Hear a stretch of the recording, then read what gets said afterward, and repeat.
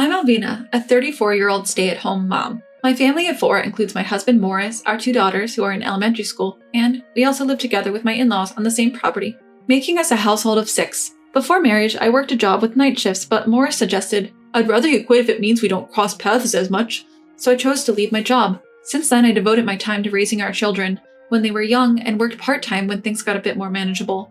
I wasn't very keen on the idea of living with my in-laws. At the point of contemplating living together, I was still uncertain about what kind of people they were, regardless of how wonderful they might be. I believed that a daughter-in-law living with her in-laws could lead to stress. So I felt relieved when Morris assured me before our marriage that we wouldn't have to live with his parents. However, right after we got married, Morris brought up the subject of living with his parents, saying, "I'm worried about my parents. What about living on the same property? It's not like we will be living in the same house, right?" I was taken aback and protested, but Morris countered, "Do you dislike my parents that much? We will live on the same property but separately. I just want to be near in case something happens. If our situations were reversed, wouldn't you want to live with your parents?" I found myself unable to refute him. My parents were still fit and healthy, living with my brother and his wife, so we were not going to live with them. I think that's why Morris could say things like, "If the roles were reversed, I would live with them." While I was still undecided and had not given my approval, Morris told me after a while, "My parents have already started building a house on our property. We can't refuse now." And so, we were forced into living together. Although I was unhappy, I managed to negotiate one condition. We will not interfere with each other's lives, and so our shared property living arrangement began. My in-laws adhered to our agreement of non-interference. We led separate lives in our respective homes, and I joined them for meals once or twice a week. The house they built on our property was beautiful, and I even began to think that it might be a lucky break for us since we would inherit it eventually. However, that was a big mistake. My mother-in-law slowly started breaking our initial agreement. At first, she would visit our house once or twice a week and ask for help with tasks that I felt were reasonable, such as, "My back hurts a little, can you carry this?" Or, "I'm not feeling well today, can you prepare dinner?" However, over time, she started making demands like, "Isn't breakfast ready yet?" And, "Why hasn't our part of the house been cleaned?" As if it was a given that I would be doing all the housework. As a result, I ended up cooking all 3 meals and cleaning both houses. Morris didn't say anything about this. Only my father-in-law would say, "Sorry for always asking you to do this." Sometimes he would kindly offer me some snacks and say, "I know it's not much, but please have this." Not only did my mother-in-law make me do the housework, but she also started interfering with how we educated our children. She started saying things like, "They should take these lessons," or, "It's strange that your 2 girls don't help with housework. What did you give birth to 2 girls for?" Yet every time mother-in-law lashed out at me, father-in-law would come to my defense. "You remember we had agreed to manage our respective homes, right?" Father-in-law would chide mother-in-law, who would say, "Oh right, I forgot. I guess I'm feeling weak and unwell, so I might have leaned on you a bit too much. I'm sorry." And she would apologize, at least on the surface. But a few hours later, when father-in-law wasn't looking, the harassment would start again. Even when I tried to tell Morris that this wasn't what we had agreed on, he would just say, "Even if you made an agreement at first, we're family, aren't we? We should be flexible when times get tough. It's your fault for not handling it well." I spent my days filled with frustration, and then, suddenly, mother-in-law collapsed at home. We quickly called an ambulance, but mother-in-law passed away from a sudden seizure. I couldn't tell father-in-law or Morris, but part of me was relieved that the harassment would finally end. Despite our agreement to not interfere in each other's lives, father-in-law had always been kind to me, and I felt differently towards him. I did my best to take care of him and his needs. Father-in-law often thanked me, saying, "I'm sorry for breaking our agreement not to interfere. I just can't handle housework on my own. Thank you so much."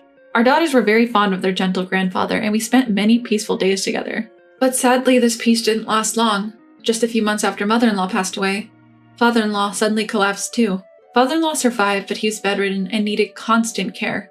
During a discussion about father-in-law's care, he mentioned wanting to go to a nursing home to avoid being a burden, but Morris stepped in. "Don't say things like that, Dad. Family should care for each other. Nursing homes are for when family absolutely can't. Alvina said she's okay with taking care of you," he said, completely taking me by surprise.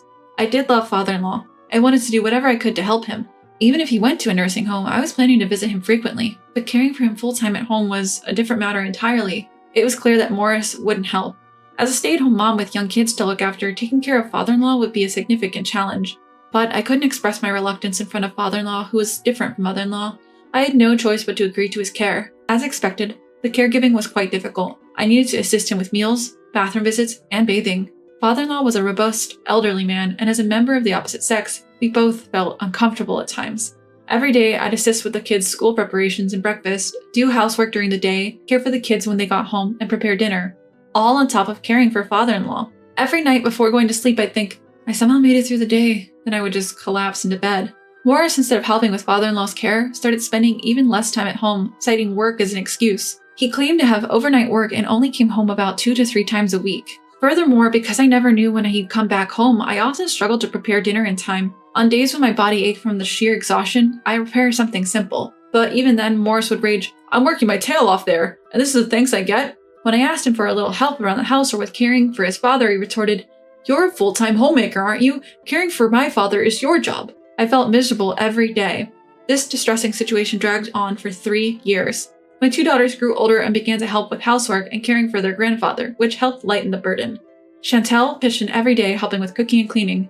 Janie tenderly wiped her grandfather's back each day, asking, "Does that feel good, Grandpa?" I was truly grateful to have such kind daughters. One day, Morris left his mobile phone at home when he went to work. Despite knowing better, I couldn't resist the temptation to take a look inside his phone. The password was his birthday, so I could unlock it instantly. What I found inside was a succession of shocking revelations. Unbelievably, Morris had been having an affair since around the time I started caring for his father, and they even had a child together. From their text messages, it was clear that Morris was also supporting his mistress financially. Although he'd given me money for living expenses and said, "I'll save the rest for our children's future," he hadn't saved a dime. The messages got worse. "My kid's already in elementary school, so he's not cute anymore," and "Caring for the old man is a pain, but thank God for my idle wife. It's a waste of money to put him in a care facility, but having my wife do it is free. Gotta make use of free labor, right? LOL. He was ridiculing me and our children. Under normal circumstances, I should have kept my cool and stayed silent until I had definitive evidence, but I was so furious, I couldn't remain calm. As soon as Morris got out of the bath, I shoved his mobile phone in his face and demanded, "What is this about?" At first, Morris seemed a little taken aback, but he quickly regained his composure. "You've lost your femininity since you had our kids," he said, scorn filling his words. "You've stopped wearing makeup, and your outfits are all about comfort. Since you started breastfeeding our second child and falling asleep with your mouth open, I felt completely turned off. And when you began caring for my dad, you lost even more of your femininity. You're not even a middle-aged woman anymore, more like a middle-aged man." His cruel words tore at my heart. But he didn't stop there. "You know, my girlfriend always wears makeup and takes care of her appearance, even after having a child," he continued, coldly asserting. "I have no plans to divorce you for appearance's sake, but my love is for her and our child. I'm not sure who'll go first, but once my dad is gone and our kids are adults, I plan to kick you out and live in the house with her." And so he continued to spew words indicating he considered me nothing more than trash, even though he appeared to have some concern for the children. I couldn't hold back my tears any longer. I too want to dress up and put on proper makeup, but you didn't help with childcare or housework at all. Juggling unfamiliar childcare and trying to do housework perfectly, I had to do it frantically, even if it meant messing up my hair. If you wanted me to look beautiful, why didn't you help with housework, childcare, or even the elder care? And even without a payback, shouldn't a husband and a father naturally help out? I pleaded through my tears, but my words didn't resonate with Morris. "That's not true. Look at other women. They stay beautiful while raising their kids. As I've told you many times, it's just that you're not efficient. You, a stay-at-home mom, have no right to argue with me, the one who's putting food on the table," he coldly retorted. "If you have a complaint, you're free to divorce, you know? For a woman in her mid-30s like you, employment opportunities are limited, right? You think you can raise our 2 kids just because you'll get a bit of alimony and compensation from me?" he sneered. I felt struck in the worst possible way, and I couldn't say anything in return. Thinking about the children, I felt I couldn't divorce. Seeing this, Morris said, "You can't, can you? If you care about the kids, you'll take care of my father until the end. After that, you'll work as my housekeeper. But don't worry, when the kids grow up, they'll help you out. So you better treat them well." He then went into his room with a satisfied smirk. For a while, I was dumbfounded and remained in place. Somehow I managed to regain my sanity and went to attend to my father-in-law. I intended to act as usual, but it must have been clear something was wrong. My father-in-law asked, "Is something wrong?" I tried to brush it off, saying, "Nothing at all." I couldn't hold back my tears, and I ended up telling him everything. After hearing me out, he said, "Alvina, I have something to give you. Can you come back in a few hours?" I did as he asked, and when I went to him after a few hours, he handed me a piece of paper with someone's contact details and said, "Contact this person." He then added, "They know everything. I should be the one taking action, but with this body of mine." He smiled brightly. A few days later, Morris told me, "As I told you before, I will be on a business trip for a week from now. Well, I guess it's better for you too if we call it a business trip, right? I will enjoy the sightseeing, so I decided to take this opportunity to take action." And a week later, "Hey, what the hell is going on? I come home and everything is gone?" Morris was raging and half panicking when he called me. I replied, "Oh, my, how was your week-long affair trip? Did you enjoy it?"